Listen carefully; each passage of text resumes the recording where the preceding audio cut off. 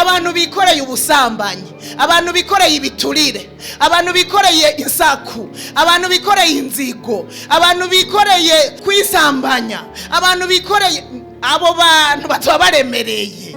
Nico gituma bitazokunda ko banyakugwa. Nimuze twiyambura ibituremera byo, niko Pawulo yavuze. Twiyambura ibituremera byose. Mu yandi majambo ibyaha biraremera, nta muntu afise ibyaha azoduzwa haba namba. Twiyambura ibituremera byose, nayo ni yanzigo, ni gwagwanko, ni yashari bimwukora ukabura amahoro. Kiya kintu cyose uzi ko kiriko kirakubuza amahoro ni icyaha. Burya nta mahoro ku munyabyaha. Ivyo tuvyiyambure kugira ngo naho yozuye umunsi tuzobe turemurutswe, tuzoce tumusanganira. Haleluya. Nuwo bafise 150 ndababwije ukuri, wa munsi yiyambuye bya bindi azobapima nk'ikiro kimwe, bazomubona yagiye kera. Haleluya.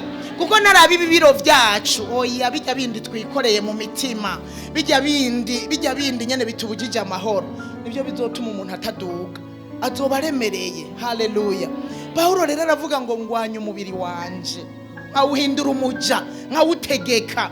Ibaze basha, umubiri ugutegeka, oya sha wo kwisonzesha, oya burya rero estoma yocitoboka wo kwisonzesha. Burya rero ubutama bwoca buhombera na woca hehe, mu bandi ba mama woca he, mu bandi